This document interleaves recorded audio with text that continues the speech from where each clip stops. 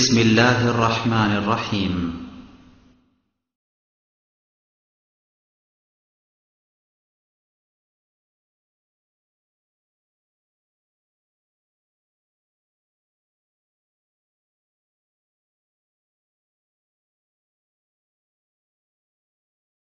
إن الحمد لله نحمده ونستعينه من يهده الله فلا مضل له ومن يضلل فلا هادي له وأشهد أن لا إله إلا الله وحده لا شريك له وأشهد أن محمدا عبده ورسوله أما بعد فإن خير الحديث كتاب الله وخير الهدى هدى محمد صلى الله عليه وسلم وشر الأمور محدثتها وكل محدثة بدعة وكل بدعة ضلالة وكل ضلالة في النار. أعوذ بالله من الشيطان الرجيم. يا أيها الرسل كلوا من الطيبات واعملوا صالحا يا أيها الذين آمنوا أنفقوا مما رزقناكم. عن أبي هريرة رضي الله تعالى عنه قال قال رسول الله صلى الله عليه وسلم إن الله طيب لا يقبل إلا طيبا إن الله أمر المؤمنين بما أمر به المرسلين ثم ذكر رجلا يطيل السفر أساس أكبر ويمد يديه ويقول يا ربي يا ربي مطعمه حرام ومشربه حرام وملبسه حرام وغذي بالحرام أن يستجب له. رواه مسلم. عن أبي هريرة رضي الله تعالى عنه قال قال رسول الله صلى الله عليه وسلم يأتي عليكم زمان لا يبالي الناس ما خرج منه أمن الحلال أمن الحرام. رواه البخاري. عن نعمان بن بشير رضي الله تعالى عنه قال قال رسول الله صلى الله عليه وسلم الحلال بين والحرام بين وما بينهما مشتبهات لا يعلمهن كثير من الناس فمن اتقى من الشبهات استبرأ لدينه وعرضه ومن وقع في الشبهات وقع في الحرام كالراعي يرى حال الهمة يوشك أن يرتى فيه ألا وإن لكل ملك حمى وحمى الله محارمه ألا وإن في الجسد مضغة إذا صلحت صلح الجسد كله وإذا فسدت فسد الجسد كله ألا وهي القلب. رواه مسلم. সম্মানিত মসজিদের মুসল্লি, প্রশংসা আল্লাহর জন্য, শান্তি অবতীর্ণ হোক আল্লাহর রাসূলের উপর সাল্লাল্লাহু আলাইহি ওয়াসাল্লাম। আজ জুমার খুতবায় আলোচ্য বিষয় বৈধ রুজি। বৈধ রুজি সম্পর্কে এক গুরুত্বপূর্ণ তথ্যবহুল বিবরণের চেষ্টা করব ইনশাআল্লাহুল আজিজ। গত জুমায় আমরা আলোচনা শুনছিলাম আল্লাহ তাআলার দয়া ও ক্ষমা। এতে আমরা বুঝছিলাম অবশ্যই ইনশাআল্লাহ আমরা জান্নাত পাবো নিশ্চিত, এতে কোনো সন্দেহ নেই, এটাই আমরা ভাবছিলাম, আর বিষয়টিও তাই। তবে বারবার আমরা একটা কথা অবগত হচ্ছিলাম যে জান্নাত পাওয়ার জন্য কিছু বলা লাগে, না বলে পাওয়া যাবে এমন আশা করাটা কেমন হয়। এটাই ছিল আমাদের একটা আলোচনার মৌলিক লক্ষ্য। আবু হুরায়রা রাদিয়াল্লাহু তাআলা আনহু বলেন রাসূল সাল্লাল্লাহু আলাইহি ওয়াসাল্লাম বলেছেন যে ফরজ সালাতের পরে যদি মানুষ আয়াতুল কুরসি পড়ে তাহলে মানুষ জান্নাতে চলেই গেছে। তো ঢোকেনি কেন? মরেনি এই জন্য। মরলেই জান্নাতে চলে যাবে। তো জান্নাতে চলে যাবে এই কথা ঠিক, কিন্তু তার আগের কথাটা হলো যে বললে যাবে, তো বলা লাগছে তো।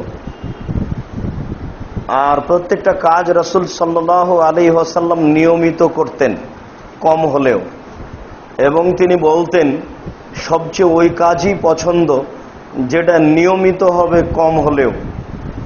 তাহলে আমাকে প্রত্যেক ফরজ সালাতের পরে নিয়মিত আয়াতুল কুরসি পড়তে হবে, তখন আমাকে বুঝে নিতে হবে যে আমি জান্নাতে চলে গেছি, তো আমি ঢুকিনি কেন, মরিনি এই জন্য। কেন? আমার একটা জীবনে বড় দাবি আছে যে আমি নিয়মিত ফরজ সালাতের পরে আয়াতুল কুরসি পড়েছি। আমার একটা জোরালো আল্লাহর উপরে দাবি। 3 জন গর্তে আটকা পড়লো, মানে বৃষ্টি এসেছে তো গর্তে ঢুকে গেছে, খুব একটা বড় একটা পাথর এসে গড়ে এসে মুখের উপরে পড়ে গেছে, যেটা সরিয়ে ফেলে বের হওয়ার মতো ক্ষমতা তাদের নেই। তারা একটা বুদ্ধি বের করলো যে আচ্ছা, ভালো আমল আমরা আমাদের জীবনে কিছু আল্লাহর কাছে পেশ করি, সেই আমলটাকে সামনে রেখে বলি যে এই কাজটা তোমাকে সন্তুষ্ট করার জন্য করেছি, এ দিয়ে তুমি বাঁচিয়ে দাও। তো 3 জন 3টে আমল পেশ করলো। তাহলে তাদের একটা নিশ্চিত ধারণা আছে যে আমরা এর ভিত্তিতে পাবো একটা, এই ভিত্তিতেই সে আল্লাহর কাছে পেশ করছে। আয়াতুল কুরসি পড়লেই জান্নাতে চলে যাব, এটা তো নিশ্চিত কথা। কিন্তু তার পূর্বের কথাটা হলো এই যে নিয়মিত বলতে হবে। জান্নাত পাবো এ কথাই ঠিক, কিন্তু জান্নাত পাওয়ার জন্য কিছু বলতে হবে, কিছু বলা লাগে। তার অনেক দয়া, আমরা এটা খুব ভালোভাবে অবগত হলাম। বিশেষভাবে অবগত হতে গিয়ে আমরা এইভাবে হলাম যে আবু হুরায়রা রাদিয়াল্লাহু তাআলা আনহু বলছেন যে রাসূল সাল্লাল্লাহু আলাইহি ওয়াসাল্লাম বলেছেন, আল্লাহ তাআলা বলেন হাদিসে কুদসি, আল্লাহ তাআলা বলেন, ইয়া ইবনা আদম মা দাওয়াউতানি রাজাউতানি গাফারতু লাকা আলা মাকানা ফিকা লা ইউবালি।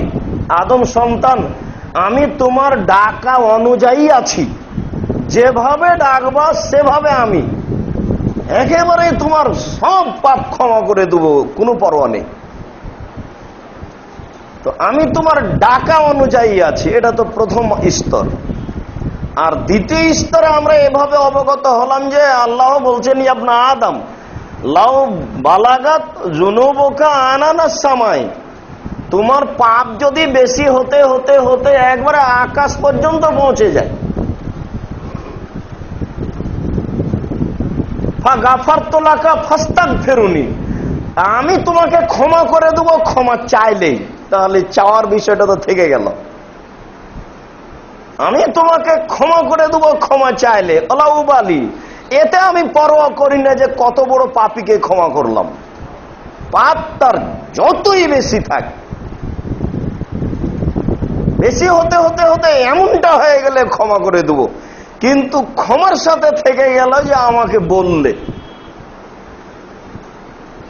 তারপরে যেটা বলার সাথে সম্পর্ক না থাকলেও সেখানে একটা বড় কথা থেকে গেছে যে এই 2টা বাক্য ছিল পৃথিবীতে, আর পরের বাক্যটা হচ্ছে কিয়ামতের মাঠে। কিয়ামতের মাঠে আল্লাহ তাআলা বলবেন, ইয়া ইবনা আদম লা আতাইতানি বিকুরাবিল আরজি খাতায়া সুম্মা লাকাইতানি লা তুশরিক বিশায় লা আতাইতাকা বিকুরাবিহা মাগফিরাতাম। আদম সন্তান, যদি একেবারে আকাশ জমিন পরিপূর্ণ পাপ নিয়ে আসো, পাপের কোনো শেষ নেই, এরপরে যদি শিরক না করে থাকো, তাহলে আমি ক্ষমা করে দেবো সব। তোমার যে পরিমাণ পাপ আমার সেই পরিমাণ ক্ষমা, তোমার যে পরিমাণ পাপ আমার সেই পরিমাণ ক্ষমা, তবে শিরক না করে থাকলে। আদম সন্তান তো শিরক কম বুঝে, আর ভারত বাংলাদেশ পাকিস্তানের লোক একেবারেই কম বুঝে, শিরক ভাবতেই চায় না। বিদআত আর শিরক হচ্ছে আদম সন্তানের নেকির কাজ। বিদআত আর শিরক হচ্ছে নেকির কাজ। সালাম ফিরার সাথে সাথে মাথায় হাত দিচ্ছে, কেন? এটা হলো নেকির কাজ। মক্তবের ছেলে এতিমখানা থেকে বা হিফজখানা থেকে 4টে ছেলে নিয়ে এসে বাপের নামে 1 খতম কোরআন বক্সিয়ে দিল কবরে, এটা নেকির কাজ। তাহলে এটাও যে পাপের কাজ, এটা তো বুঝতে চায় না, এটা নেকির কাজ। শাহজালালের মাজারকে বলছে যে এটা পুণ্যভূমি, সারা সিলেটের লোক সফল হয়ে গেছে। কেন? ওখানে মাজার শাহজালালের মাজার। শাহজালালের অবস্থা কি এটাই কেউ জানে না, আশ্চর্য মানুষ। তারই যে অবস্থা কি এটাই তো মানুষ জানে না। এটা তো শাহজালাল কি করবে এটা তো কোটি মাইল দূরের কথা। তার অবস্থা কি?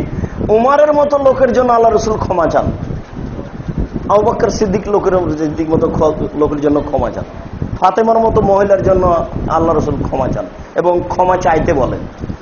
এবং তিনি নিজে আশাবাদী হয়ে বলেন যে দেখো তোমরা কিয়ামত পর্যন্ত সারা দুনিয়ার মানুষ আল্লাহকে বলো আল্লাহ যেন আমাকে ওই প্রশংসনীয় জায়গাটা দেয়, তবে আমি আশাবাদী আমি পাবো। তিনি আশাবাদী যে তিনি পাবেন, এর পরেও সারা পৃথিবীর মানুষকে কিয়ামত পর্যন্ত বলতে বলেছেন সবাই তোমরা বলো আজানের পরে আল্লাহুম্মা রাব্বা হাযিহি দাওয়াতি তাম্মা ওয়া সালাতিল কায়েমা আতি মুহাম্মাদিল ওয়াসিলা ওয়াল ফাজিলা ওয়া বাসুহু মাকামান মাহমুদান আল্লাযী ওয়া'আদা। আল্লাহ ওই যে প্রশংসনীয় জায়গাটা তুমি দিতে চেয়েছো ওটা দাও, ওটা মুহাম্মদকে দাও। সারা দুনিয়ার মানুষ বলো, কিয়ামত পর্যন্ত বলো। দেখেন, মানে না বলে কিছু হচ্ছে না। মুসাকে বলছেন যে তোমরা দুই ভাই যাও ফেরাউনের কাছে, কি বলবে কি করবে সেটা আমি দেখবো, এই চিন্তা করো না। কিন্তু সতর্ক হচ্ছে ওলা তানিয়ে ফিজিক্রি, আমাকে ডাকতে অলসতা করো না, আমাকে ডাকতে অলসতা করলে উল্টে দেবো। তো আদম সন্তানের পাপের কাজ আর পাপের কাজ যে শিরক বেদাত, এটা আদম সন্তান বুঝতে চায় না, অনেকেই চায় না, বিশেষভাবে এদেশের লোক বুঝতে চায় না, মনে করে যে শিরক এবং বেদাত নেকির কাজ। তো জান্নাত আমরা পাবো ইনশাআল্লাহ নিশ্চিত। এ ব্যাপারে যেটা আমাদের কর্মজীবনে সবচেয়ে বড় প্রতিবন্ধক সেটা হলো বৈধ রুজি। শিরক বিদাত আমাদেরকে ঠেকাবে, বৈধ রুজিও ঠেকাবে। যদিচ শিরক বিদাতের স্তর এর চেয়ে বড়, কিন্তু বৈধ রুজির বিষয়টি যে কম তা নয়। আল্লাহ তাআলা বলেন ইয়া আইয়ুহার রাসূল কুলু মিনাত তাইয়্যিবাত ওয়া আমালু সলিহা, হে নবী রাসূল তোমরা বৈধ রুজি খাও এবং সৎ আমল করো।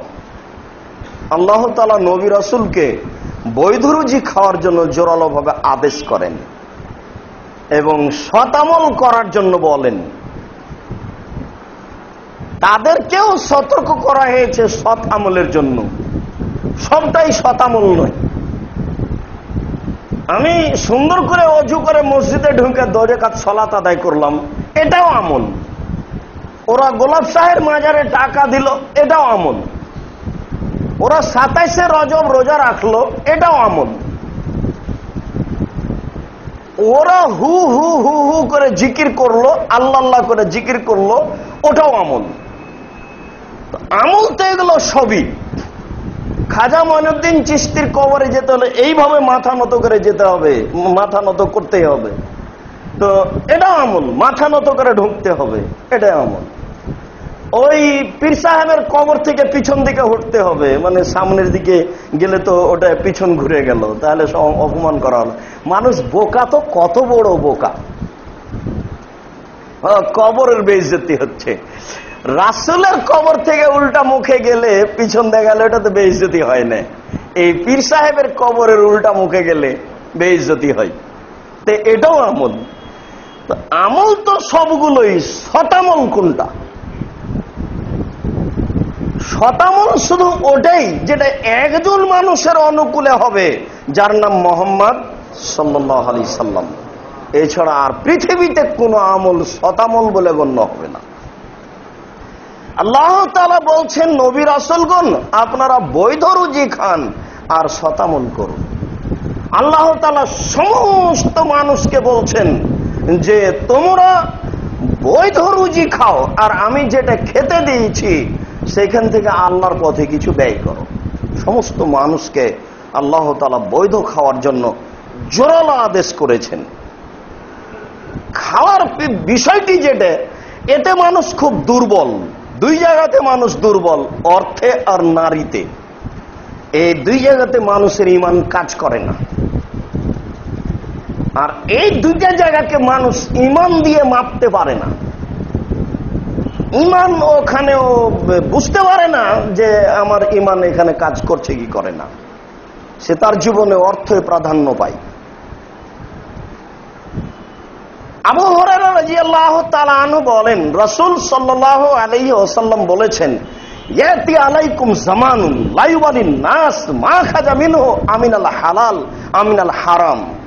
তোমাদের উপরে এমন একটা সময় চলে আসছে যেই সময়ে মানুষ পয়সা উপার্জন করবে কিন্তু চিন্তা ভাবনা করবে না এটা বৈধ না অবৈধ।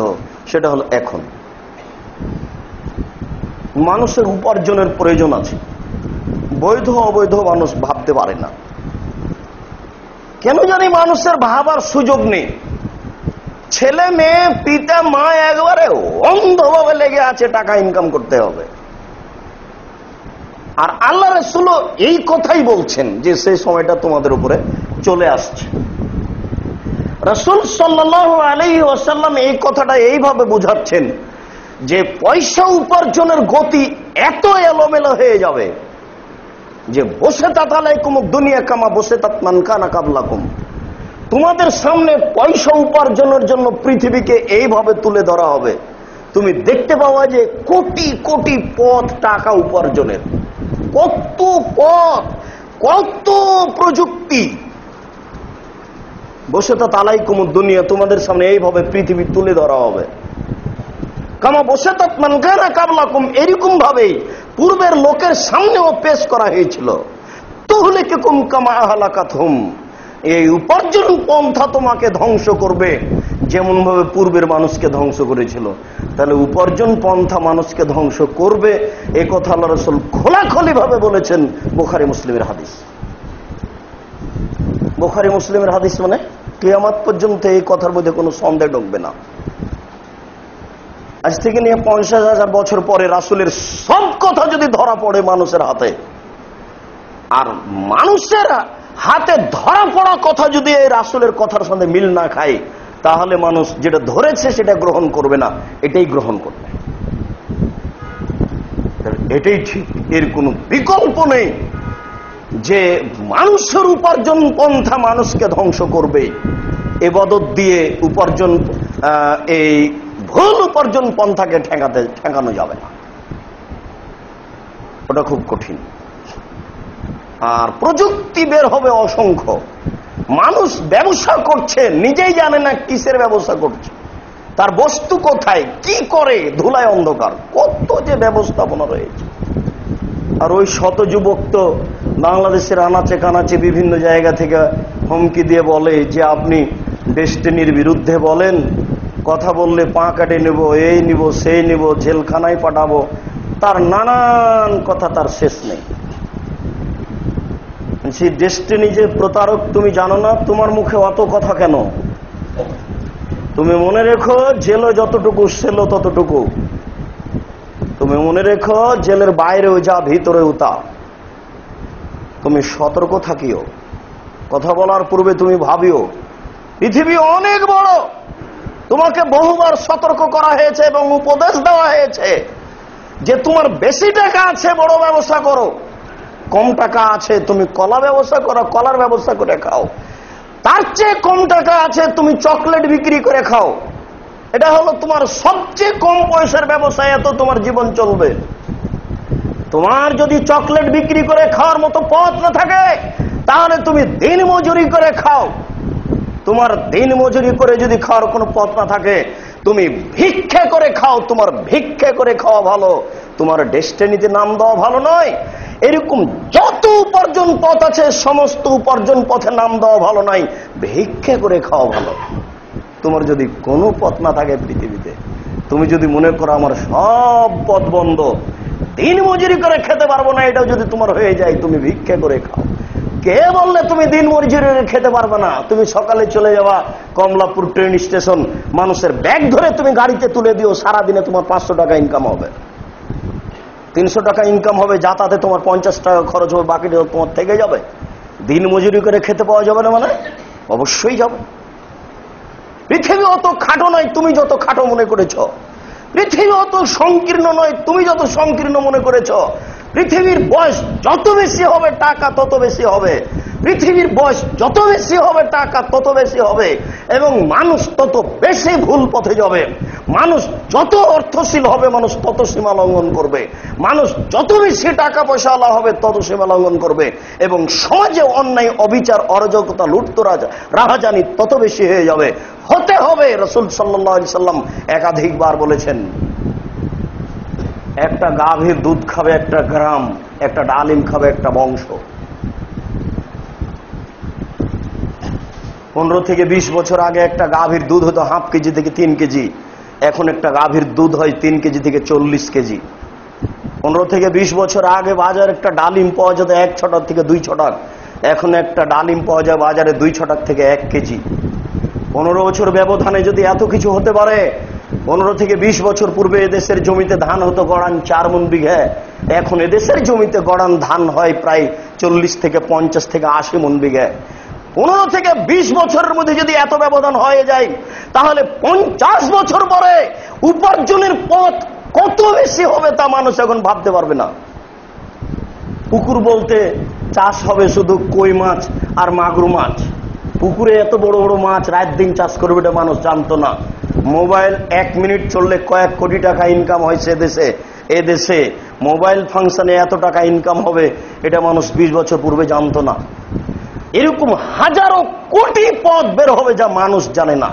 মানুষ ভুল বুঝেই ভুল পথে উপার্জন করে। মানুষ যদি চেষ্টা করত, হিসাব করত, বিবেচনা করত, তাহলে ভুল পথে উপার্জন করত না। আবু হুরায়রা রাদিয়াল্লাহু তাআলা আনহু বলেন, রাসূল সাল্লাল্লাহু আলাইহি ওয়াসাল্লাম বলেছেন, ইন্নাল্লাহা তাইয়্যিব, আল্লাহ হচ্ছেন পবিত্র, লা ইয়াকবালু ইল্লা তাইয়্যিবা, আল্লাহ পবিত্র ছাড়া গ্রহণ করেন না। এটা একটা চূড়ান্ত বাক্য। আর এমন বাক্য কিয়ামত পর্যন্ত যেখানে লাগাবেন সেখানে লেগে যাবে। যে কোনো উপার্জনের জন্য এই বাক্য যথেষ্ট। আল্লাহর নবী বলছেন, ইন্নাল্লাহ তাইয়্যিব, নিশ্চয় আল্লাহ পবিত্র, লা ইয়াকবালু ইল্লা তাইয়্যিবা, আল্লাহ পবিত্র, বৈধ ছাড়া কবুল করেন না। বৈধ নেই কবুল হবে না, বৈধ টাকা নেই হজ হবে না, বৈধ টাকা নয় ইবাদত হবে না, বৈধ টাকা নয় কোনো নেকি হবে না। খুব শুনেছি দান করে এত নেকি হয়, কথা ঠিক, কিন্তু পয়সা যদি বৈধ না হয় তাহলে তো হবে না। একবার সিগনেচার দিলে 1.5 লক্ষ 2 লক্ষ টাকা হয়। কাস্টম অফিসার বসে আছেন, পরের দিন বলেছে, এই 4টা গরু কিনবে কুরবানি।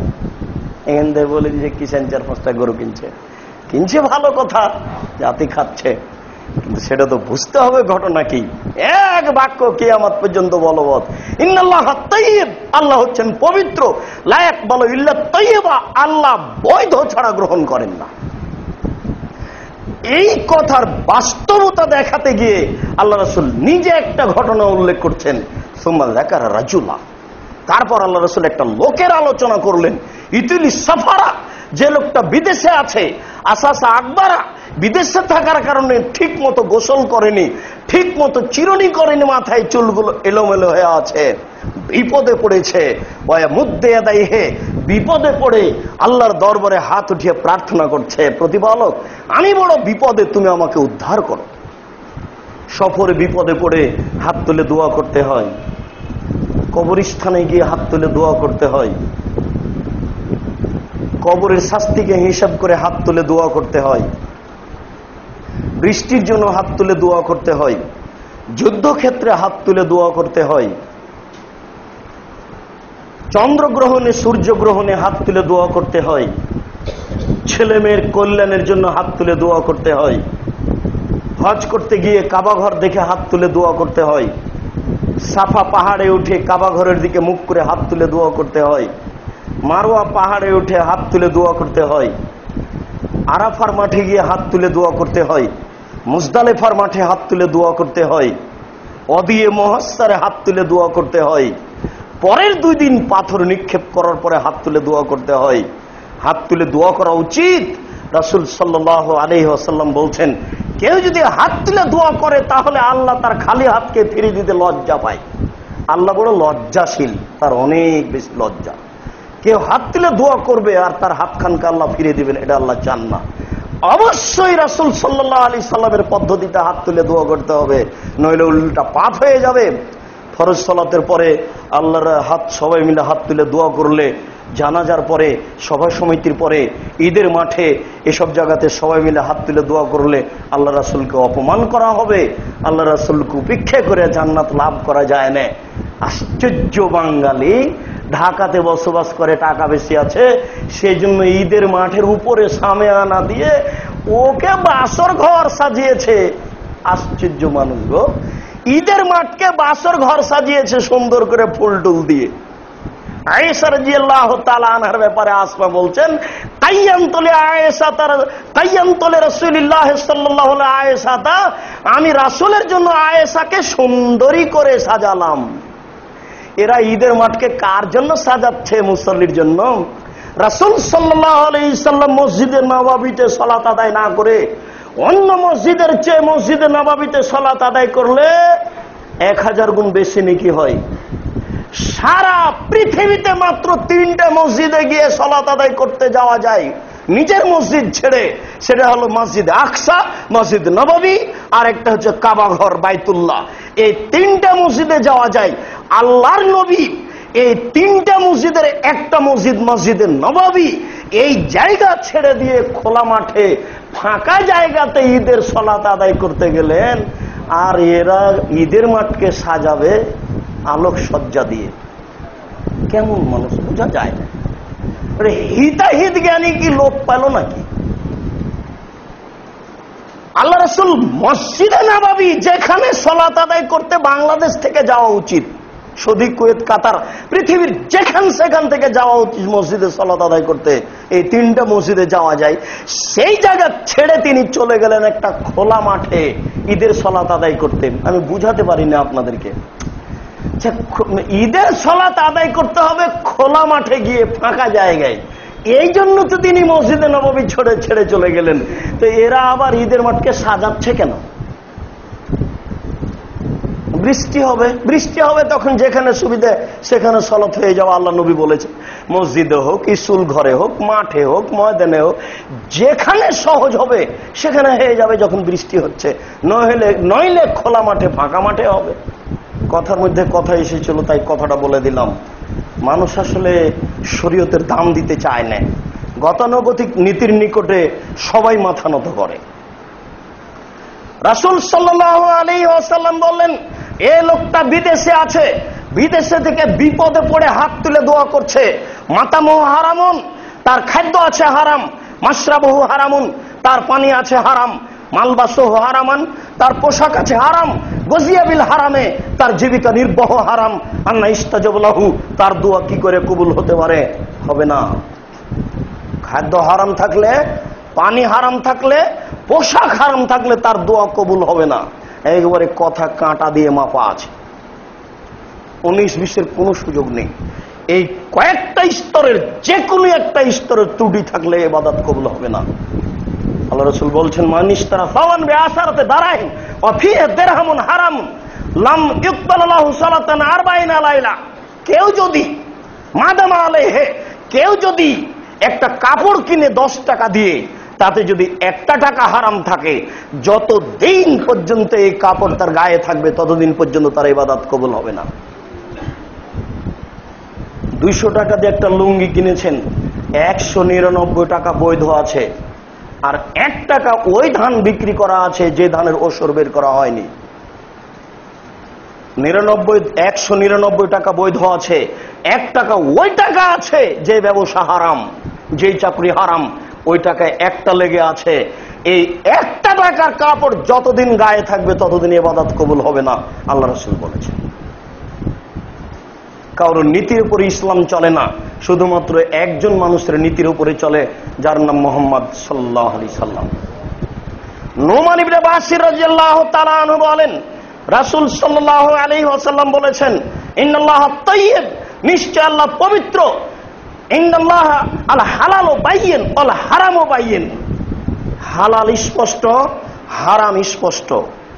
খোলাখুলি দুনিয়াতে বোঝা যায়, সবাই বুঝে। আল হালালু বাইয়িন ওয়াল হারামু বাইয়িন, হালাল স্পষ্ট, হারাম স্পষ্ট। ও বাইনাহুমা মুস্তাবাহাতুন, এই দুইটার মধ্যে আর একটা জিনিস আছে অস্পষ্ট। অনেক সময় বোঝা যায় না এই চাকরি ঠিক কি বেঠিক। অনেক সময় বোঝা যায় না এই ব্যবসা বৈধ না অবৈধ? আল্লাহ রাসূল এই কথা বললেন। এরপরে বলছেন লা ইয়ালামুহুন্না কাসীরুম মিনান নাস, অনেক বিদ্বানতা হিসাব টানতে পারে না এটা ঠিক কি বেঠিক বুঝা যায় না। অনেক বিদ্বানতা হিসাব নিকাশে নিয়ে আসতে পারে না এটা ঠিক কি বেঠিক। এই বাক্য বলার পরে এবার তিনটা বাক্য হয়ে গেল। তারপর আল্লাহ রাসূল বলছেন ফামান ইত্তাকা মিনা শুবহাতি ইস্তাবরালি দীনিহি ইরজিহি, যে সন্দেহ থেকে নিজেকে মুক্ত করলো সে তার দিনকে পরিপূর্ণ করলো। তাহলে বোঝা যাচ্ছে যে সন্দেহে যাওয়া যাবে না। এই কথা আল্লাহ রাসূলের শেষ হয়নি, দেখেন একটার পর একটা চলছে। এই পর্যন্ত তিনি বললেন এখানে যে ব্যক্তি নিজেকে সন্দেহযুক্ত জিনিস থেকে বাঁচিয়ে নিল সে তার দিনকে, ধর্মকে, নিজেকে পূর্ণ করে নিল। এরপরে শোনেন, এরপরে তিনি বলছেন ওমান ওয়াকাফি শুবহাতে ওয়াকাফিল হারামে, যে সন্দেহের মধ্যে পড়লো সে হারামের মধ্যে পড়লো। যার চূড়ান্ত সিদ্ধান্ত নেই সেটা চূড়ান্ত হারাম, যার চূড়ান্ত সিদ্ধান্ত নেই সেটা চূড়ান্ত হারাম, যার চূড়ান্ত সিদ্ধান্ত নেই সেটা চূড়ান্ত হারাম। কথার কথা, আমার কাছে যে জর্দার ফতোয়া তো একেবারে স্পষ্ট হারাম। হুজুর খায় বলে বলছেন যে মাকরু। মাকরু এটা আরবি শব্দ, মাকরু মানে হারাম, মাকরু মানে খারাপ, মাকরু মানে খারাপ। তো হুজুর খারাপটা খায়, এই জন্য উনি মাকরু বলছেন। তো যেটা খারাপ সেটা শরীয়ত অনুমোদন দিতে পারে কি করে, খারাপটা তো অনুমোদন দিতে পারে না। মাকরুহ যদি কথার কথা হয় তো মাকরুহ মানে খারাপ, এটা মানুষ খাবে কেন? বিড়ি, তামাক, জর্দা, সিগারেট গুলো হারাম, এর ব্যবসাও হারাম। বিড়ি, তামাক, জর্দা, সিগারেট গুলো হারাম, এর ব্যবসাও হারাম। যে কোনো মূল্যে এখান থেকে ফিরে আসতে হবে। মসজিদের মুসল্লিকে বিনীত অনুরোধ করে বলা হয়েছে সেই দিনের আলোচনায় যে আপনি সেদিন থেকে বিড়ি, তামাক, জর্দা, সিগারেট খান না বলে আমাদের জোরালো দাবি এবং আশাবাদী যে আপনি ছেড়ে দিয়েছেন, এতে ইবাদত কবুল হবে না। কেননা এই কথা বলা হয়েছে যে 3 শ্রেণীর মানুষ জান্নাতে যাবে না। তার 1 শ্রেণীর মানুষ হচ্ছে যারা হালাল রুজি খায় না। যারা হালাল রুজি খায় না তারা জান্নাতে যাবে না, তাদের জন্য জান্নাত হারাম। তার এগুলি একটা। আর মদ তো আছে, যত তরল দ্রব্য আছে সব বৈদেশিকদের হাত আছে এতে, এবং এতে সব ইহুদি খ্রিস্টানদের পরিকল্পনা আছে। একে আপনি মিঠে করে খাচ্ছেন কেন? কোকোকোলা কেন খাবেন? এই ধরনের যত বস্তু আছে আপনি খাবেন কেন? আপনার তো অন্তত তাকওয়া থাকা দরকার, একে সব ত্যাগ করতে হবে। ইহুদি খ্রিস্টানদের সাথে অত ভালোবাসা কেন বুঝতে পারি না। দেশকে ভালোবাসেন নাকি? দেশ প্রেমিক, দেশকে রক্ষা করে, কত বড় মহব্বত। বিদেশিদের সব কিছু খায়, ছেলে মেয়ে সবাই বিদেশিদের মতো, বিদেশিদের পোশাক পাতি পরে, বিদেশিদের তরল বস্তু খায়, দেশকে ভালোবাসে, দেশপ্রেমী। আশ্চর্য! সব হচ্ছে এগুলো গণতন্ত্রের পথ। ঢাকা বিশ্ববিদ্যালয়ের যিনি কৃষি বিদ্যায় খুব বিদ্যায় পণ্ডিত, কৃষি শিক্ষায় যিনি খুব পণ্ডিত, তাকে করতে হবে আপনার ওই কৃষিমন্ত্রী। তো একটা মানুষ, এমন মানুষ মন্ত্রী হয়ে যাচ্ছে গণতন্ত্রের নীতিতে যে কৃষি লিখতে পারবে কিনা সন্দেহ আছে। তাহলে এ দিয়ে কেমন করে হয়? আশ্চর্য! সবকিছুই কেন গণতন্ত্রের মতো হয়ে যাচ্ছে? আপনার হিতাহিত জ্ঞান, আমার হিতাহিত জ্ঞান হারিয়ে গেল কেন? আশ্চর্য! আমি হিসাবই টানতে পারিনি এটা মানুষের হচ্ছে কি করে। একটা ডিস্ট্রিক্ট চালাবে ডিসি, তাকে কত পড়াশোনা করতে হয়েছে, কত কি করতে হয়েছে, কত গ্লানি পার করে এসেছে। তার হুকুম চলে ডিস্ট্রিক্ট ম্যাজিস্ট্রেট, ম্যাজিস্ট্রেটের হুকুম চলে। আমরা শুনেছি হুকুম লড়ে তো হাকিম, হাকিম লড়ে তো হুকুম লড়ে না, এই কথা শুনেছি। তাকে উপেক্ষা করে আর একজন মেয়র এসেছে, মেয়র পড়াশোনাও জানে না, লিখতেও জানে না, ও যা বলে তাই হয়। আশ্চর্য দেশ গো! চাঁপাই নবাবগঞ্জের ভাষাতে বলে আন্ধা গো আন্ধা পাড়া তাই। দেখেন কেমন গতি। হালাল হারাম বোঝা কত মানুষের কঠিন। রাসূল সাল্লাল্লাহু আলাইহি ওয়াসাল্লাম বলেন হালাল হারামের বিষয়টি মানুষকে বেঁচে থাকতে হবে কার রাই, রাখালের মতো। এরা হালাল হেমা, যে রাখাল আইলে গরু চড়াচ্ছে, ইউসেক সম্ভাবনা রয়েছে আয়ের তাফিয়ে গরুতে ধানে মুখ দিতে পারে। অতএব তুমি আইলে গরু চড়ায়ও না, আইলে গরু চড়ালে কোনো সময় গরুতে ধানে মুখ দিতে পারে। অর্থাৎ তুমি সন্দেহযুক্ত ব্যবসা বাণিজ্য, সন্দেহযুক্ত চাকরি বাকরি করো না। আইলে গরু চড়ানো যেমন সতর্ক থাকতে হবে না চড়ার জন্য, এই খাওয়ার ব্যাপারে তোমরা আপনাকে সতর্ক থাকতে হবে। এই কথা আল্লাহ রাসূল বলার পরে বলছেন আলা ওয়া ইন্না লিকুল্লি মালিকিন হিমা, মনে রেখো প্রত্যেকটা বাদশার একটা সীমা রেখা রয়েছে। বাংলাদেশ শেষ হলে ভারত শুরু হয়, ভারত শেষ হলে বাংলাদেশ শেষ শুরু হয়। এইরকম ভাবে একটা সীমারেখা রয়েছে, ওয়া হেমাল্লাহে মাহারিমুহু, আর আল্লাহর সীমারেখা হচ্ছে হালাল আর হারাম। হালাল শেষ হলে হারাম শুরু হবে, হারাম শেষ হলে হালাল শুরু হবে। তারপরে তিনি বলছেন আলা ওয়াইন্না ফিল জাসাদে মুজগা ইজা সালাহাত সালাহাল জাসাদু কুল্লুহু ওয়া ইজা ফাসাদাত ফাসাদাল জাসাদু কুল্লুহু আলা ওয়াল কালব। মনে রেখো, মানুষের শরীরে একটা টুকরা রয়েছে, ওই টুকরা যতক্ষণ পর্যন্ত ভালো থাকবে মানুষ ততক্ষণ পর্যন্ত ভালো, যখন ওই টুকরা খারাপ হয়ে যাবে মানুষ তখন খারাপ। মনে রেখো, সেটাই হচ্ছে অন্তর। যার অন্তর খারাপ তার সবই খারাপ, যার অন্তর ভালো তার সবই ভালো। অন্তর যদি তাকে বাধা দেয় এ কাজ করা হবে না, তাহলে সে কাজ করতে পারবে। আত্মা তাকে বলছে হারাম উপার্জন করতে হবে, অন্তর আকল বলছে যে না, হারাম উপার্জন করতে হবে না, বিবেচনা করে থাকতে হবে। আল্লাহ আমাদের বুঝার তৌফিক দান করুক। আল্লাহুম্মা আলহামদুলিল্লাহ ওয়াহদা ওয়াসসালাতু ওয়াসসালামু আলা মান লা নাবিয়্যা বা'দা। আবু হুরায়রা রাদিয়াল্লাহু তাআলা আনহু বলেন, রাসূল সাল্লাল্লাহু আলাইহি ওয়াসাল্লাম বলেছেন, লা ইয়াদখুলুল জান্নাতা মান গুযিয়া বিল হারাম, যার উপার্জন ব্যবস্থা হারাম আছে সে জান্নাতে যাবে না। জাবের রাদিয়াল্লাহু তাআলা আনহু বলেন, রাসূল সাল্লাল্লাহু আলাইহি ওয়াসাল্লাম বলেছেন, কুল্লু লাহমিন নাবাতা মিনাস সাহতে কানাতিন নার আওলা বিহি, যার উপার্জনে হারাম রয়েছে সেই শরীরের জন্য জাহান্নামী যথেষ্ট। যার উপার্জনে হারাম রয়েছে, যার শরীর হারাম উপায়ে বৃদ্ধি পায়, তার জন্য জাহান্নামী যথেষ্ট। একাধিকবার রাসূল সাল্লাল্লাহু আলাইহি সাল্লাম এই বিষয়ে বলছেন। মানুষ সবচেয়ে বেশি জড়িয়ে পড়ছে সুদের মধ্যে। সুদকে মানুষ হিসাব করতে পারছে না। ব্যাংকে চাকরি করা তার একটা গৌরবের বিষয়। কোটি কোটি টাকা যারা সুদ খাচ্ছে তারাই পুরস্কার পায়, তারাই সমাজের নেতা, তারাই দায়িত্ব পালন করে। অথচ সুদ খেলে মানুষকে ভিক্ষুক হতেই হবে। যারা সুদখোর তারা জান্নাতে যাবে না। মানুষের উপার্জন ব্যবস্থাতে হারাম আসার একটা সবচেয়ে বড় পথ হচ্ছে সুদ। যারা সুদখোর তারা জান্নাতে যাবে না। এটাই হচ্ছে উপার্জনে হারাম থাকার একটা বড় মাধ্যম। এই বিষয়ে আপনাকে অন্যদিন বিস্তারিত সতর্ক করব। আজকের জন্য এতটুক যে যারা হারাম খাদ্য খায় তারা জান্নাতে যাবে না, বিশেষভাবে সুদখোর, তার বিস্তারিত একটা হাদিস আপনাকে শোনাই। হাদিস আপনার জন্য আমার জন্য বড় ভয়াবহ, সকলের জন্য একটা সতর্কবাণী পেশ করবে এই হাদিসে।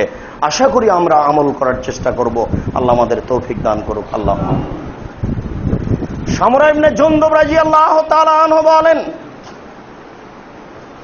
ফালাম্মা সাল্লা রাসূলুল্লাহ সাল্লাল্লাহু আলাইহি সাল্লাম সালাতাল ফজর ওয়া আকবালা আলাইনা বিওয়াজহিহি, যখনই আল্লাহ রাসূল ফজরের সালাত আদায় করতেন আমাদের মুখামুখি হয়ে বসতেন। আমাদের মুখামুখি হয়ে বসে বলতেন, হাল রাহাদুকুমান রুয়া, গত রাত্রে তোমাদের কোনো ব্যক্তি স্বপ্নে কিছু দেখেছে কি? ফাইন রা আহাদুন কাসাহা, আমাদের যদি কোনো ব্যক্তি স্বপ্নে কিছু দেখতো তাহলে বলে দিত, আল্লাহ রাসূল আমি এই স্বপ্নে দেখেছি। ফায়াকুলু মাশাআল্লাহ তাআলা, তখন আল্লাহ রাসূল এই স্বপ্নের তাবির করে দিতেন, এই স্বপ্নের ফল এই, এই স্বপ্নের ফল এই। এটা ছিল তার একটা নীতি গতি। একদিন তিনি বললেন, হালরা আহাদুম মিনকুমার রুয়াল লাইলাতা, গত রাত্রে তোমাদের কেউ স্বপ্নে কিছু দেখেছে? কুলনা লা, আমরা বললাম জি না, আমরা স্বপ্নে কেউ কিছু দেখিনি। তখন আল্লাহ রাসূল বলছেন, ইন্নী রাআইতু আল-লাইলাতা রাজুলাইনে, আমি গত রাত্রে দুইজন লোককে দেখলাম। আল্লাহ রাসূল স্বপ্নের বিবরণ দিচ্ছেন যে আমি স্বপ্নে দুইজন লোককে দেখলাম। ফা আতায়ানি ফা খাজানি, তারা আমার নিকটে আসলো, আমার নিকটে এসে আমার দুই হাত ধরে নিল। অফিরায়াতিন বেআজুদাইয়া, আমার এই দুই বাহু, আমার এই দুই হাত ধরে নিয়ে তারা আমাদেরকে নিয়ে যেতে লাগলো বাইতুল মুকাদ্দাসের দিকে টেনে। আল্লাহ রাসূল আছেন মক্কায়, মদিনায়, এখান থেকে টেনে নিয়ে চলে যাচ্ছেন বাইতুল মুকাদ্দাসের দিকে। টেনে নিয়ে যেতে যেতে দেখলেন যে রাজুলুন জালেসুন, একটা লোক বসে রয়েছে, ও রাজুলুন কায়েমুন, একটা লোক দাঁড়িয়ে রয়েছে, অফিয়াদিহি কাল্লুবুন মিন হাদিদিন, তার হাতে একটা বাঁকা লোহার লাঠি রয়েছে, যে লোকটা দাঁড়িয়ে আছে। ফায়ুদখুলু ফি সিদকিহি, ওই দাঁড়িয়ে থাকা লোকটা যার হাতে লোহার বাঁকা লাঠি রয়েছে, সেই বাঁকা লাঠির তার মুখের ডান দিক দিয়ে ঢুকে দিচ্ছে এবং টেনে পিছন দিকে নিয়ে যাচ্ছে, মুখের ডান দিক ফেড়ে ফেলছে। লাঠিটা বের করে আবার মুখের বাম দিকে লাগাচ্ছে, টেনে পিছন দিকে নিয়ে যাচ্ছে, বাম দিককে ফেড়ে ফেলছে। আবার বাম দিককে এভাবে ধ্বংস করতে না করতে ডান দিক ঠিক হয়ে যাচ্ছে, লাঠি বাম দিক থেকে বের করে ডান দিকে লাগাচ্ছে। আমি দৃশ্য দেখে খুব আশ্চর্য মনে করলাম। আমি বললাম, মা হাজা, একই দৃশ্য। কালা তারা দুইজন বললেন, ইনতালেক, চলতে থাকেন। ফান্তালাক না, আমি আর কিছু বললাম না, এইভাবে চলতে থাকলাম। চলতে চলতে দেখি ফাইজা রাজুলুন মুস্তাজানাল্লাহ কাফাহু, রাস্তায় একটা লোক চিত হয়ে শুয়ে রয়েছে। ওয়ারাজুলুন কায়েমুন, পাশে একটা লোক দাঁড়িয়ে রয়েছে। অফিয়াদিহি ফেরাতুন সাখরা, তার হাতে একটা বড় পাথর রয়েছে। ইয়াসদাখু বিহি রাসাহু, পাথর দিয়ে তার মাথাটাকে ভেঙে চুরমার করে দিচ্ছে। ফাইজা জারাবাহু তাদাদাহাল হাজারু ফান্তালাকা ইলাইহি যাও, যখনই পাথরটা তার মুখের উপরে মারছে, মাথার উপরে মারছে, মাথা ফেটে একবারে চৌচির হয়ে যাচ্ছে, পাথরটা ছিটকে দূরে চলে যাচ্ছে। ওই লোকটা আবার পাথর আনতে যাচ্ছে, পাথর নিয়ে আসতে না আসতেই মাথা ঠিক হয়ে যাচ্ছে, আবার মারছে, আবার এই অবস্থা বারবার। আমি বললাম, মা হাজা, একই দৃশ্য। কালা তারা দুইজন বললেন, ইনতালেক, চলতে থাকেন। ফান্তালাক না, আমি আর কিছু না বলে আমরা চলতে থাকলাম। ফাইজান নাকবুন মিসলি তান্নুরে আলাহু যাইয়াকুন ওয়া আসফালাহু ওয়াসে, আমরা চলতে চলতে সামনে গিয়ে দেখি একটা গর্ত, যার উপর সংকীর্ণ আর নিচের দিক প্রশস্ত।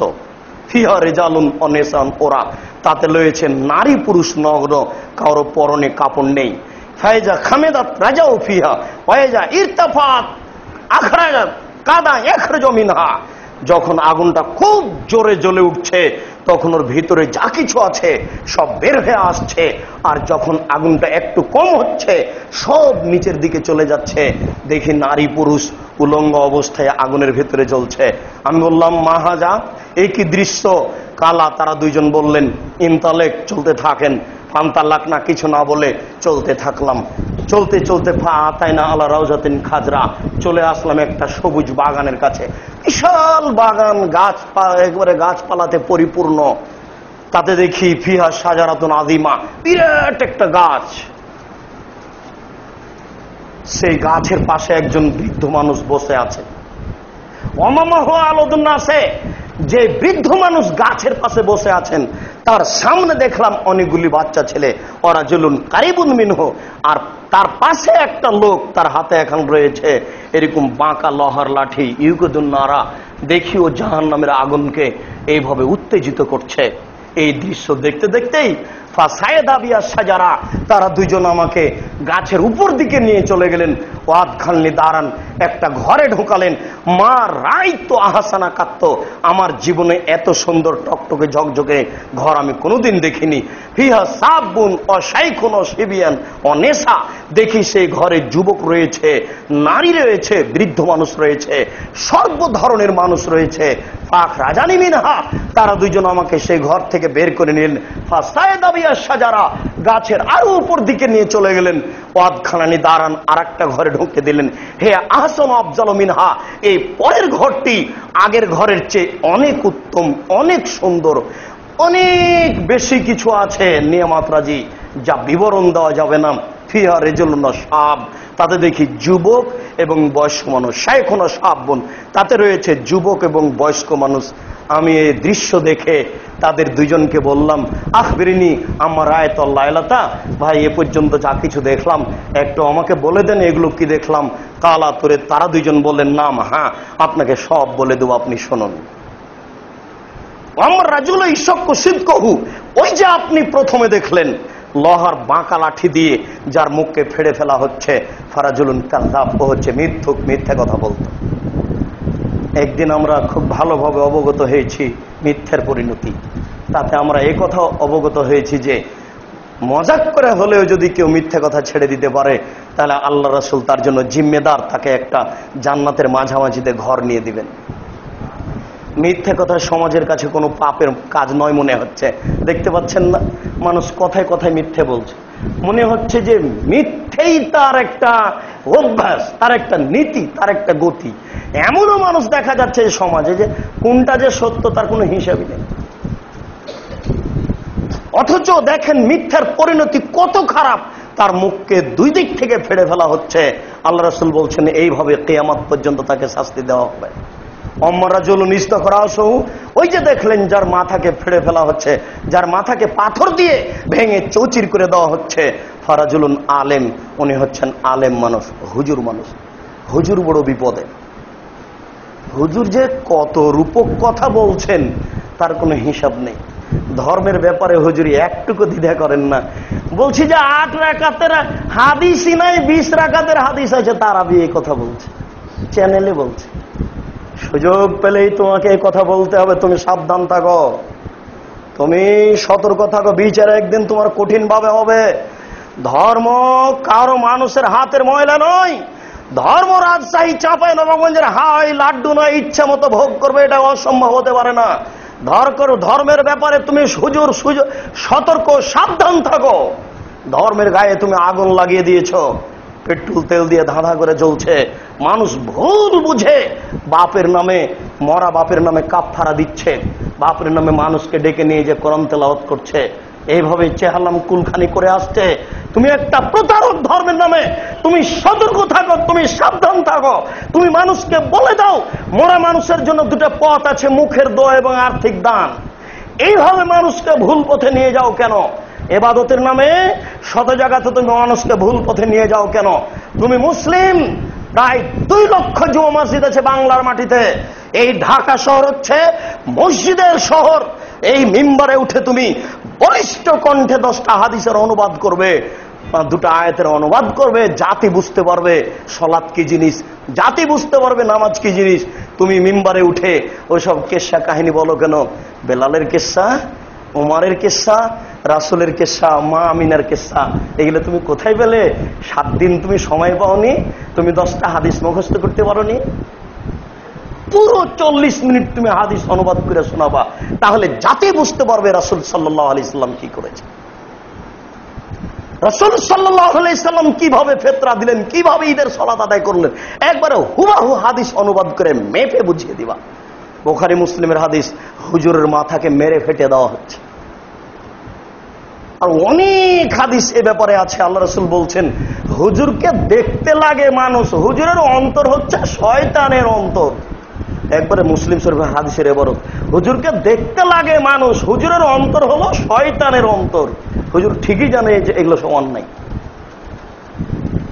নইলে হুজুরের বাড়িতে মিলাদ হয় না কেন? মিলাদ যদি নেকির কাজ হয়, হুজুরের বাড়িতে মিলাদ হয় না কেন? শুধু আপনার বাড়িতে হয় কেন?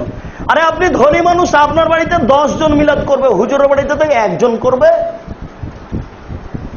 নির্দ্বিধায় দেশে মিলাদ চলছে ধর্মের নামে, তা হবে কেন? সম্মানিত মসজিদের মুসল্লি, রাসূল সাল্লাল্লাহু আলাইহি ওয়াসাল্লামকে তারা 2 জন বললেন, ওই যে আপনি দেখলেন গর্তের মধ্যে নারী এবং পুরুষ উলঙ্গ অবস্থায় জ্বলছে আগুনে, এরা হচ্ছে ব্যভিচারিণী। যারা জেনায় লিপ্ত হবে তাদের পরনে কাপড় থাকবে না, 2 জন জমা ধরে আগুনে জ্বলতে থাকবে। এটা হলো কিয়ামত পর্যন্ত। এরপরে বিচারে জাহান্নাম হতে পারে, জান্নাত হতে পারে। আর এরকম মানুষ তোবা না করলে জাহান্নাম হবে, এটাই বেশি ভেবে নিতে হবে।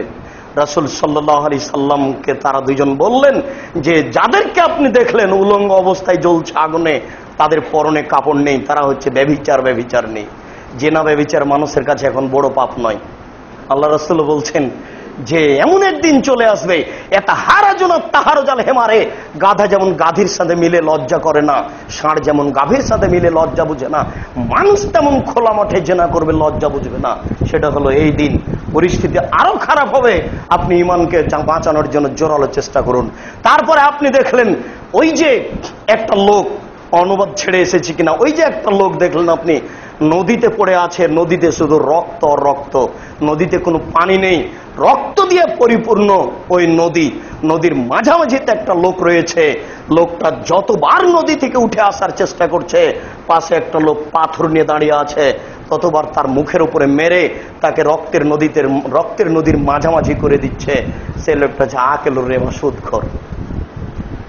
লম্বা হাদিসের জোরালো অংশ হচ্ছে এই অংশ, যে সুদ খাবে তাকে রক্তের নদীতে ফেলে দিয়ে পাশ থেকে পাথর মেরে তার মুখখানাকে ভেঙে চৌচির করে দেওয়া হবে। সুদের ভাষা যেগুলি আল্লাহ রাসূল উল্লেখ করেছেন সেগুলি খুবই কঠিন। তিনি বলছেন যে 1 টাকা সুদ খেলে 36 বার জেনা করে যত পাপ হবে তার চেয়ে বেশি পাপ হবে। তিনি বলেছেন সুদের পাপের 17টি ভাগ রয়েছে। ছোট ভাগ হলো মার সাথে জেনা করলে যেমন পাপ হয়। এই বুখারী মুসলিমের হাদিসে আল্লাহ রাসূল বলেছেন যে সুদ খাবে তাকে রক্তের নদীতে ফেলে দিয়ে পাশ থেকে পাথর মেরে তার মুখকে ভেঙে চৌচির করে দেওয়া হবে। তারপরে যে আপনি দেখলেন একটা বিশাল গাছ, বিরাট গাছ, সেই গাছের পাশে একজন বৃদ্ধ মানুষ বসে আছেন, তিনি হচ্ছেন ইব্রাহিম আলাইহিস সালাম।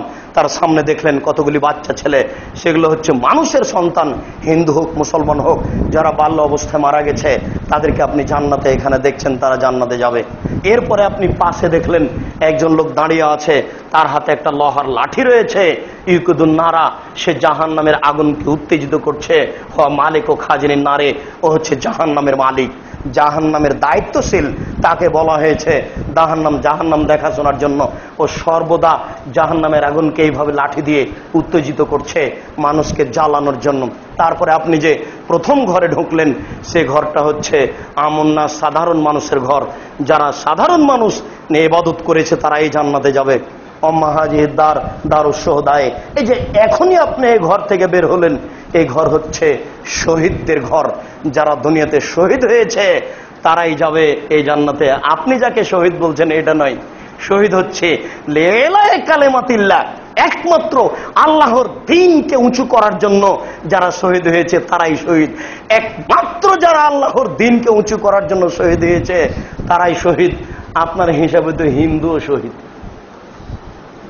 ওই হিসাব হবে না। আল্লাহ রাসূল বলছেন একমাত্র লেলায়ে কালেমাতিল্লাহ, আল্লাহর দ্বীনকে উঁচু করার জন্য যারা শহীদ হয়েছে ওদের একেবারে ভিন্ন মর্যাদা। কিয়ামতের মাঠে ওদের একবারে ভিন্ন মর্যাদা। ওরা যখন বিচারের মাঠে আসবে তখন তার শরীর থেকে খালি ঝরঝর ঝরঝর করে রক্ত ঝরবে, মানুষ ফেল ফেল করে চেয়ে থাকবে। লাউনু দামে রিহুল মিসকে, ওদের রক্তের গায়ের রক্তের রং হবে রক্তের মতো, আর ওর সেন্ট হবে আতরের মতো। ওকে দেখেই মানুষ অবাক। তাই আল্লাহ রাসূল বলছেন আমি যদি শহীদ হতাম আবার জীবিত হতাম, আমি যদি শহীদ হতাম আবার জীবিত হতাম, আমি যদি শহীদ হতাম আবার জীবিত হতাম। এরকম যদি আমার সুযোগ আসতো শতবার জীবিত হতাম, শহীদ হতাম। ওদের মানি ভিন্ন, আপনি না বুঝে মন্তব্য করেছেন, মন্তব্য ঠিক হয়নি। একমাত্র আল্লাহর দ্বীনকে উঁচু করার জন্য যারা মরে তারাই হচ্ছে শহীদ। আল্লাহ রাসূল বলছেন যে এই যে ঘর থেকে এখনই বের হলেন, এটা হচ্ছে শহীদদের ঘর। এদের মানি ভিন্ন, এদের ঘরই ভিন্ন। আমি যে আপনার ডান হাত ধরে আছি, আমি হচ্ছি জিবরাইল, হাজা মিকাইল। এই যে আপনার বাম হাত ধরে আছেন, ইনি হচ্ছেন মিকাইল। চিনলেন? এবার আপনি মাথাটা উপর দিকে করেন, ফারাফাত রাসি, আমি মাথাটা উপর দিকে করলাম। ফাইজা মিসলুজুল্লাহ, দেখে একটা সুন্দর টকটকে ঝকঝকে ছায়ার মতো ঘর, খুব সুন্দর। তারা দুজন বললেন যাকে মানজেলোকা, এটা হচ্ছে আপনার ঘর। তখন আমি বললাম দালি আদখলো মানজেলি, আপনার দুজন আমাকে ছেড়ে দেন, আমি তাহলে আমার ঘরে ঢুকে যাই। কালা, তারা দুজন বলেন লা জিনা, এখনো সময় আছে, আপনার বয়স বাকি আছে। এই যে ইস্তাকমালতা আতাইতা মানজেলাকা, যখন আপনার বয়স শেষ হয়ে যাবে তখন আপনি এই ঘরে ঢুকে যাবেন। রাহুল বুখারী, ইমাম বুখারী হাদিসটি বর্ণনা করেন। অত্র হাদিসের সাথে আমরা অনেক বিষয়ে সতর্কতার কথাটি বুঝতে পারলাম, সাথে সাথে এটাও বুঝতে পারলাম যে যারা হারাম খাবে, বিশেষভাবে সুদখোর, তারা জাহান্নামে যাবে। আমরা আলোচনা করছিলাম বৈধ রুজির ব্যাপার। বৈধ রুজির বিষয়টি আমাদের জন্য অতীব জরুরি। আপনি চিন্তা করবেন না আমাকে কি করে খেতে হবে। পয়সা কম হলে স্ত্রীকে খুশি করে সংসার পরিচালনার প্রয়োজন নেই, ছেলে মেয়েকে খুশি করে সংসার পরিচালনার প্রয়োজন নাই। দেখুন ভুল হচ্ছে, দেখুন ভুল হচ্ছে, দেখুন ভুল হচ্ছে। হাত থেকে ঢেল ছুটে গেলে যেমন ঢেল ধরা যায় না, শ্বাস বন্ধ হয়ে গেলে পাপকে ঠেকানো যাবে না। দেখুন ভুল হচ্ছে, হাত থেকে ঢেল ছুটে গেলে যেমন ঢেল ধরা যায় না, শ্বাস বন্ধ হয়ে গেলে পাপকে ঠেকানো যাবে না। আপনি বৈধ পন্থায় কোটিপতি ধনী হন, এটা ভালো, ধনী হওয়া ভালো, কোটি কোটি টাকা ইনকাম করা ভালো। সেই পয়সা ফকির মিসকিনকে দিবেন, কওমি খারিজি মাদ্রাসাতে দিবেন, অনেক নেকি হয়ে যাবে। টাকা বেশি হলে তার মর্যাদা বেশি। একদিন তো শুনেছেন যে তাসবিহ তাহলিল জিকির আজকার ওরাও করে। তখন সাহাবীরা বললেন আল্লাহ রাসূল ওরাও তো করে। তখন আল্লাহ রাসূল বললেন আর কি আমি বলবো, ফাজলুল্লাহ ইউতিমাইয়াশা। দেখো টাকা পয়সা আল্লাহর একটা অনেক বড় অনুগ্রহ, যাকে দিয়েছে তার মান বেড়ে গেছে। আল্লাহ রাসূল বললেন যে টাকা পয়সা হওয়া ভালো, আপনি টাকা পয়সা উপার্জন করেন কিন্তু বৈধভাবে, ছেলে মেয়েকে খাওয়ান, বৈধ রুজি, অবৈধ রুজি কোনো সময় খাওয়ান না। আল্লাহর অনেক বড় দয়া, আমরা জান্নাত পাবো ইনশাআল্লাহ। আল্লাহর অনেক ক্ষমা আমরা ক্ষমা পাবো ইনশাআল্লাহ। আমরা এই দয়া ও ক্ষমার পরিপ্রেক্ষিতে বলতে চাচ্ছি যে বিশেষভাবে বৈধ রুজির বিষয়ে আমরা চিন্তা ভাবনা করি। রাত দিন চিন্তা ভাবনা করলে আল্লাহ আমাদের একটা সহজ পথ বের করবেন ইনশাআল্লাহ। আল্লাহ বলছেন ওয়া ইয়াত্তাকিল্লাহ ইয়াজআল্লাহু আল্লাহ মাখরাজা। যেই ব্যক্তি আল্লাহকে ভয় করবে আল্লাহ তার একটা সুন্দর পথ বের করে দিবেন।